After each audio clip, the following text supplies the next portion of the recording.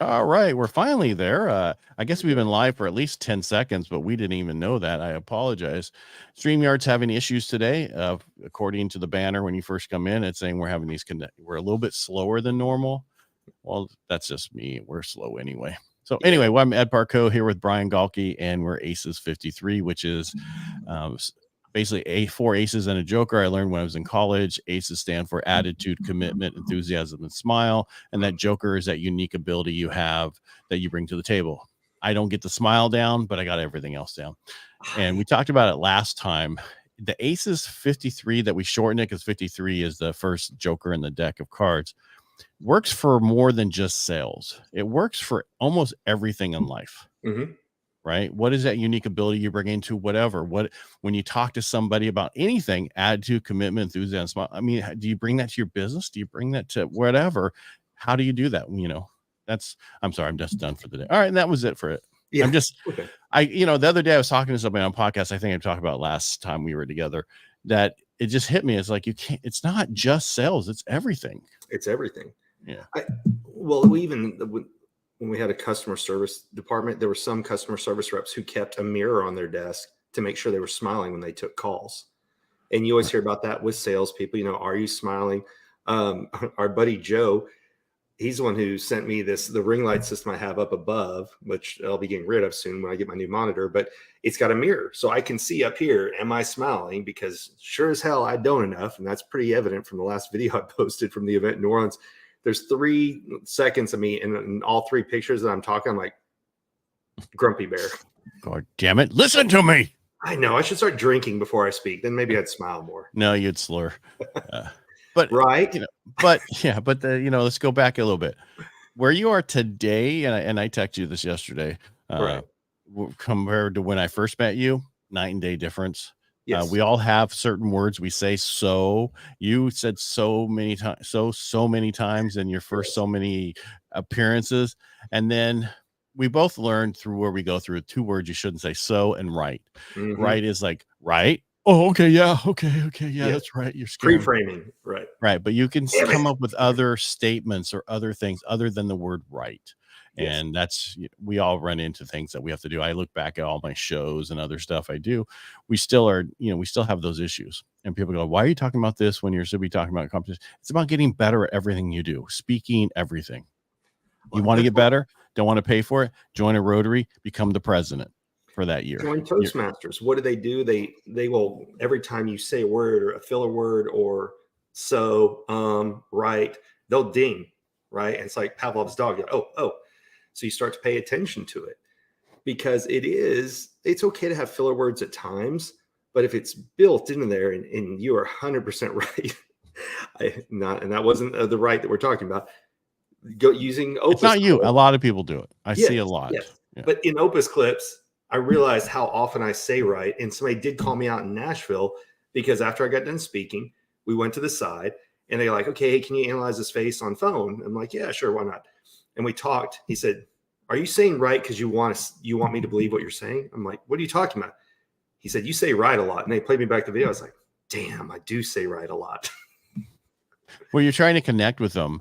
And there's other ways you connect with the person you're talking to. Yes. You just have to find that out. And you know what?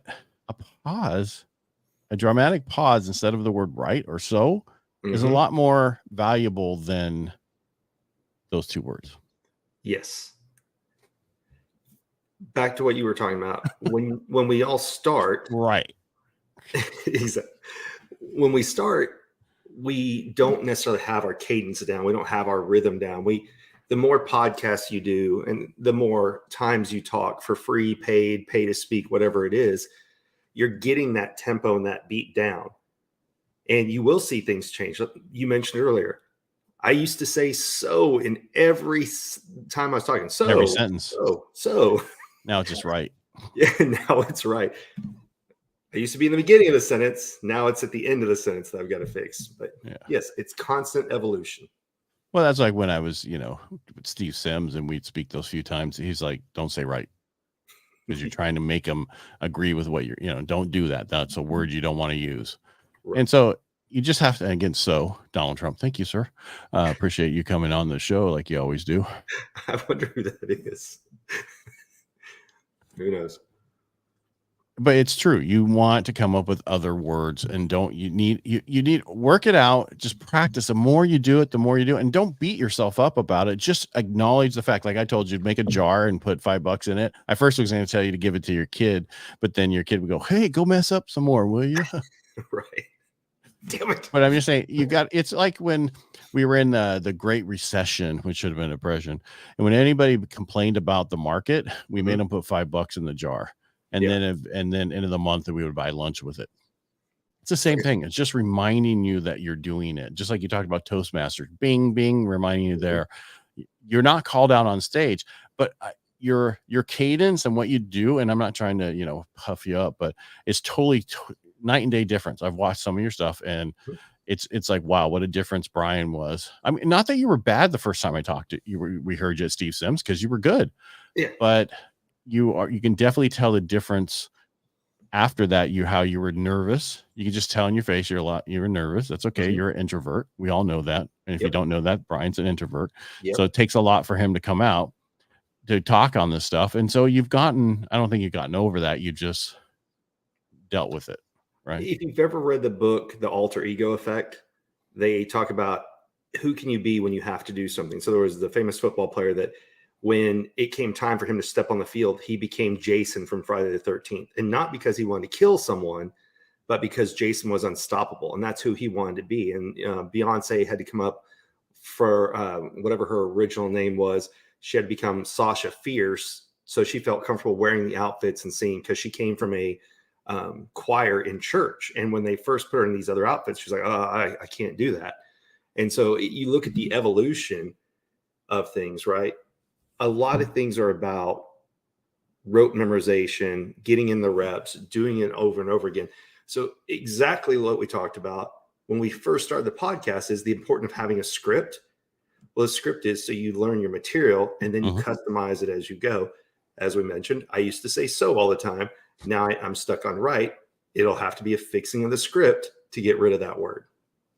No, it's just for you to remember that you do that word. So when you come up to it, you could then go, all right, audience, if I say the word right one more time, it's a drink for everybody. God, I go broke in a heartbeat. I know, but it would stop you from saying right. Yeah, we're going to delete that one out of here. Oh, damn it. This is a drinking game. We're passing out Jack or something, whatever. It's just, we're going to play a drinking game after I speak, and we're going to see how many rights I say, and that's how many drinks we have to have. But the whole purpose of this show is to talk about how to rise above the noise and stand out in your competition. One of those ways is if you're speaking, how to make that craft even better by practicing and doing it over and over and over. And that was one of the reasons when I spoke about sales and not about mortgages or real estate. I can talk all day long about those two things and don't even have to think about it. The other thing is it's a totally different, I know what I'm talking about, but I don't talk about it all the time. Yeah. Right. And so it's about finding that one thing that you need and so speaking, what else are you doing? You talk about podcasting to become an authority, have your own podcast or be on other people's Go ahead. I'll let you talk. Oh, no, I was just agreeing with you and adding to it. Posting. So podcast, posting, speaking is the hardest one to get if you're looking to get paid. Now you can always speak for free. You can join Toastmasters. You can pay. There's some places that want you to pay to speak. And that's whether it's pay to be on a podcast or paid to be in front of an audience. Yeah. Don't pay for play. Right. Well, there's some do it for free. Yeah. There's some instances where it makes sense, but they try and get early on speakers to do it. But what's free is posting and podcasts. If you're doing your own, like you said, or you're joining someone else's, those two things you have that you're in control of.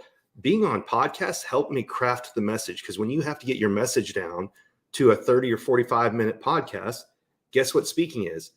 30 to 45 minutes, a majority of the time, with 15 minutes Q&A. So you're getting feedback, and then you see what our audience is responding to. And when you take those things, and you can then, thanks to the modern tools we've talked about, Cast Magic, Opus Clips, you can then put that out there and see which of the videos that you post, what resonates the most with people. And consistency in posting and being on podcasts, being around. So Grant Cardone was famous for always saying omnipresent. And I'm sure somebody said it before him, but he's the one who gets a lot of credit with it, because 5 years ago, nobody really knew who he was on social media, maybe 7 years ago. But now he's one of the top ones. Brad was at an event. I was at an event in Dallas this weekend that they talked about him having a personal brand on social media.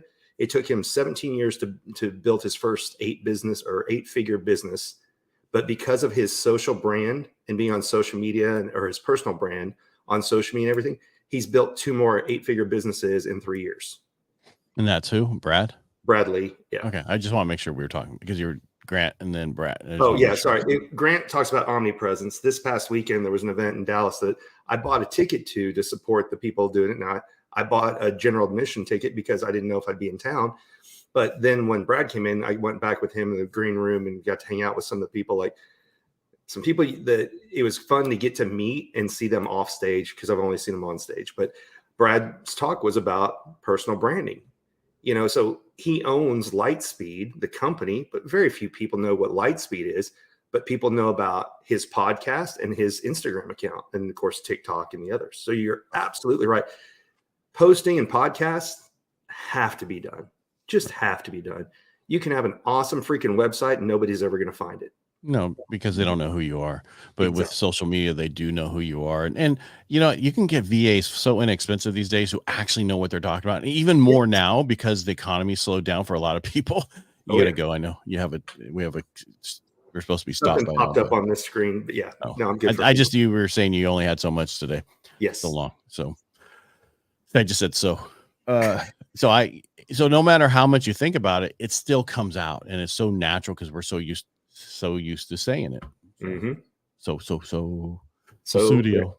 But and because this is me getting stuck in my loop now, attend events, but don't just attend. If you get a chance and you see that you can go and talk to the speakers or network with other people, that's another way to get known. There were some people in the networking event. Oh, hey, what do you do? Then you end up talking to, oh, wait, can you come on my podcast?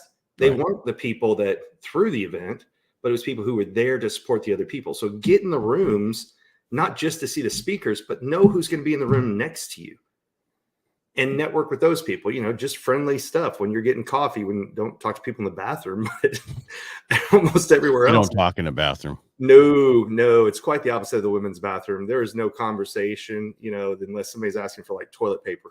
There's no conversation, even that. in the guy's bathroom. Just check before you go in is what I do. Is there any toilet paper? Okay. Yeah. You want to be a creeper and chase off people faster than ever? Talk to somebody in the urinal. No, thank you. All right, move on from that. But you're right. Podcast. If you want to get on podcast, there's the one called Pod Match. Yep. I've been on that one. I've had my podcast on there, and I've gotten some really good podcast people. You just have to set a bar. This is a minimum, and then in your notes when you're doing it, say what you don't want. Mm-hmm. If you don't, because a lot of times there's a lot of people go on there who are coaches or gurus or all these people that you don't want. And you just put in there, this is not what I want. And tell them what you want. Again, this is like last time we talked about getting who your niche is. Niche it down, know who it is. I was watching Brian Beardsley, right? Brandon Beardsley. Yeah. And he was talking to somebody and they were like, within one sentence, you should say who your client is. Yes. Makes sense. Yeah. I was just on a mastermind call right before this. And Brian Bogert made me think of you because he's in there. He said one of the big marketing mistakes he made early on was trying to use inclusive language. Oh, when we get started, we do this. And he said what he found is when you say you, it has a better attraction with people, which you've brought up before. I've talked about that for years. Yeah. You learned that in radio, right? Yeah. It's about, there's no listeners. It's you. Because when you say listeners or your brand, everybody thinks you're talking about everybody else but them. If you say you, they know you're talking about you. What's really interesting. And also there's no gender pronouns then. That's correct. In books always say you. When you're reading through them, you read the you. Now, if it's something I think really applies all over in the side margin, write I and then the statement. But a majority of books are once you do this and when you do this. Books are fantastic at youing the hell out of it. Right. But people You always just think, ruin first editions, don't you? what's that? Oh, I You ruin ruin all everything. first editions, don't you? You know what I do is if it's someone I know that I can get a signed copy of their book, then I buy 2 copies. I'll have one signed one, and I'll have one I'll read and just butcher. Yeah. Well, when I have them on and and if they've had a book recently, I tell them, send me a copy signed. I'll buy another copy and give to somebody. Yes. I said, that's what I'll do. You do that and I'll do this. But the problem is we don't make any money off the books unless you're doing your own book funnel and that kind of stuff and you're marketing it up. And I'll talk about that in a week or so about how my book funnel is doing. All right. Another way to stand up, just thinking about it, sponsorship. People don't always think, but charities, like I always buy a VIP lounge area at a ball that we go to. And why? Because you don't get bottle service or anything. You literally just pay for the space. But the reason for it is when people want to come and rest and relax or anything like that, they come by. Oh, hey, what's your sign? They sure did a QR code. Got a few leads from it. But be a part of charity events is another way to stand out. And if you're a sponsor and they're sending out all these emails about the good things that are going with charity and your name is associated with it, that's another win that not a lot of people think about. Right. But I would do that first. And I said, right, for a reason, to make a point, not to get you to agree with me. Yes. The issue the first few things you need to do is think about what you can do to be above the noise. Is that on radio or podcast, a book, right? And then I just said, you're right. A book, right? And then also you be, what else should you do? I don't know, get in a documentary, which is very difficult to do. But there's something else you can be part of to make you find out authority. What does authority mean in your industry? Who are the authorities in your industry and what have they done to be there?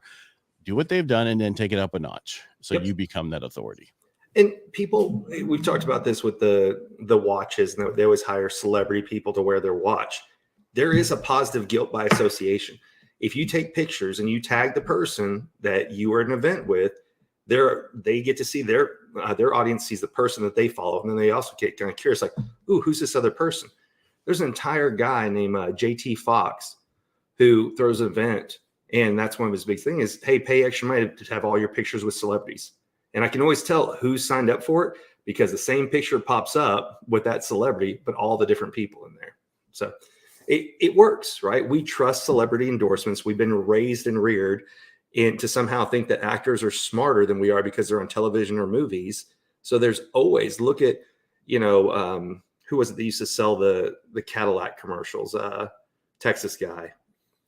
Don't know. I'm not a Cadillac person. Oh God, he was. You'd be cooler if you would. Damn it, what's his name? See, it's so important you forgot. God, you're getting old. I said, it's so amazing you forgot. I know his name, but it's just not sticking out in my head. Matthew McConaughey.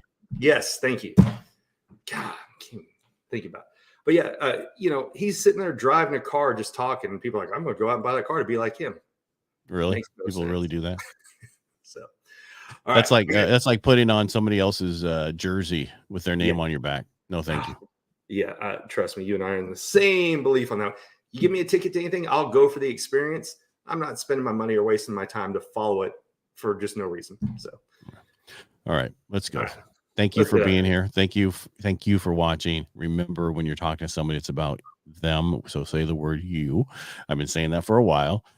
Someone else, I'm glad other people are finally catching on how important that word is, because it's very important. Yes, it is. In fact, all right. Again, we'll see you guys on Thursday. Thanks for being here, Brian. I know you're a busy person. You're such a celebrity these days. You're so mingling with so many people. It's amazing. Again, thanks. All right, everybody. Thanks for being here, and we'll talk to you on Thursday. Make it a great day. Thanks, Brian.